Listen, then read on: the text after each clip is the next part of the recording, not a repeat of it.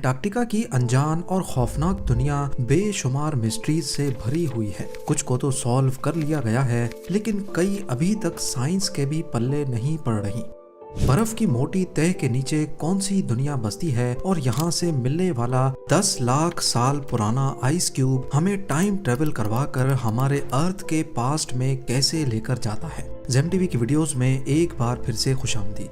नाजरीन, अंटार्कटिका जिसको दुनिया का बॉटम या फिर साउथ पोल भी कहा जाता है, यहाँ की आइस शीट्स की गहराई 4.7 किलोमीटर तक रिकॉर्ड की गई है। ये इतनी गहराई है जिसमें बुर्ज खलीफा जितनी 5 बिल्डिंग्स को एक दूसरे के ऊपर खड़ा किया जा सकता है। इस बर्फ के अंदर लाखों साल पुराने राज आज भी दफन हैं।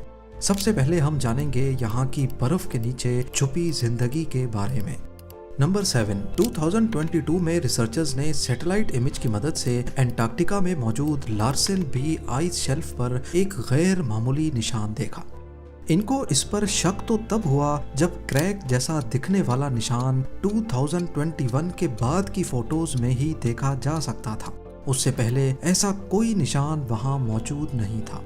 उन्होंने इस क्रैक को इन्वेस्टिगेट करने के लिए एक हॉट वाटर ड्रिल के आगे कैमरा लगाकर यहाँ सुराख करना शुरू किया।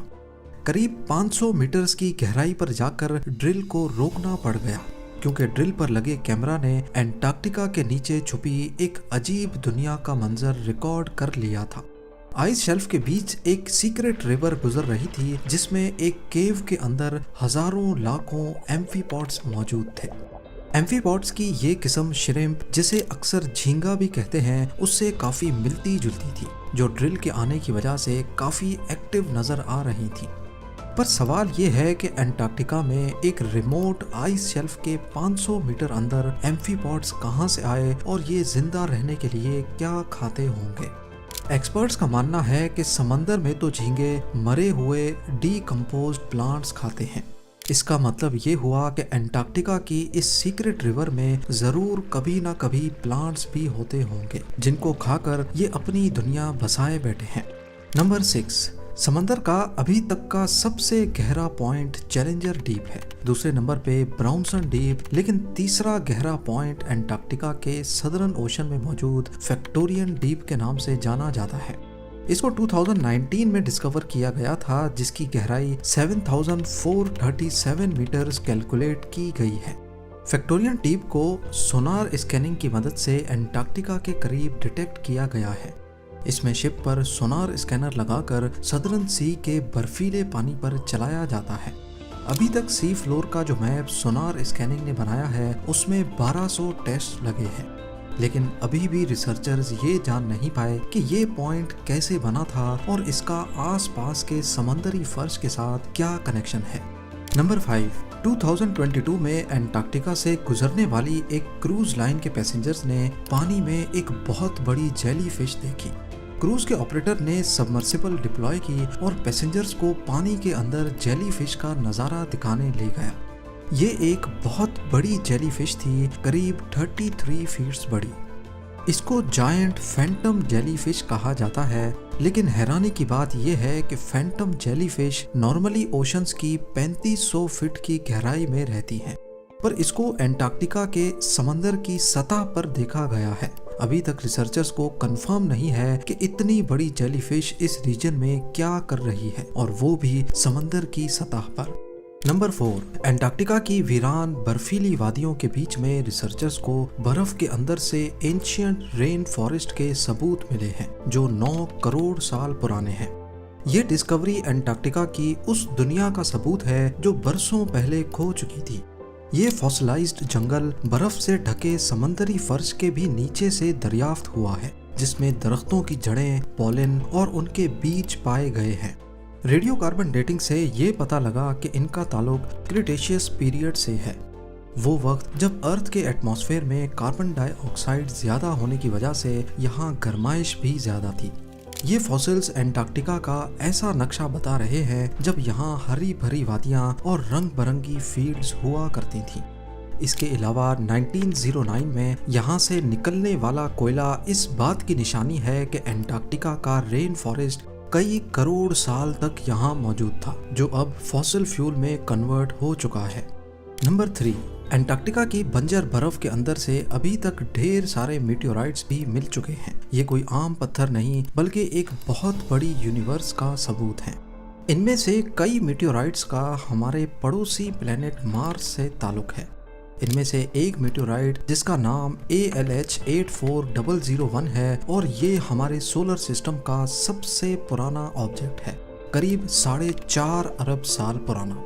इस मीटियोराइट ने 1996 में हेडलाइंस बनाई थी जब साइंटिस्ट ने ये ऐलान किया कि मार्स से आए मीटियोराइट में माइक्रो फॉसिल्स के एविडेंस मिले हैं, जिसका मतलब है कि जब ये मीटियोराइट मार्स से टूटकर यहाँ आया था उस वक्त मार्स पर जिंदगी मौजूद थी। साइंटिस्ट के इन दावों की वजह से ही मार्स पर आज जिंदगी ढूंढने की कोशिश की जा रही है। इस मीटियोराइट से साइंटिस्ट को मौका मिला कि वो मार्स के एटमॉस्फेयर और वहाँ की वॉल्केनिक एक्टिविटी पर रिसर्च कर सकें। इसमें कुछ ऐसे मिनरल्स भी पाए गए हैं जो सिर्फ पानी में होते हैं, जो इस बात का सबूत है कि मार्स पर पहले पानी बहुत ज्यादा मिकदार में बहता था। नंबर 2, हमें से अक्सर लोगों के जहन में एक सवाल आता है कि साइंटिस्ट को अर्थ के पास्ट एटमॉस्फेयर के बारे में इतना एक्यूरेटली कैसे पता चलता है। ये राज भी अंटार्कटिका की बर्फ के अंदर एंशिएंट आइस क्यूब्स में मौजूद है। यहाँ पिछले हजारों नहीं लाखों सालों से बर्फ मेल्ट नहीं हुई, जिसका मतलब है कि इनके अंदर उस वक्त के एटमॉस्फेयर के एयर बबल्स आज तक प्रिजर्व्ड हैं। यहाँ तक पहुँचने के लिए आइस के पूरे कोर को ड्रिल करके बाहर निकाला जाता है। जितना गहरा कोर बाहर निकाला जाएगा उतना ही टाइम में पीछे जाना आसान होगा। बर्फ की हर लेयर के अंदर मौजूद एयर बबल्स हर एक साल की एटमॉस्फेरिक कंडीशंस को महफूज रख कर बैठे हैं। ये एंशिएंट एयर के बबल्स हैं जिनको हजारों लाखों सालों से कभी डिस्टर्ब नहीं किया गया। इनमें मौजूद मुख्तलिफ गैसेस पर स्टडी करके साइंटिस्ट अर्थ के कदीम दौर की एक झलक को दोबारा से पेंट करने में कामयाब हुए हैं। 10 लाख साल पहले बना ये आइस कोर उस वक्त का है जब अर्थ का क्लाइमेट साइकिल 40,000 ईयर्स बाद चेंज होता था। इसके बाद ये साइकिल 1 लाख सालों के बाद बदलने लगा, जो अभी तक चलता आ रहा है।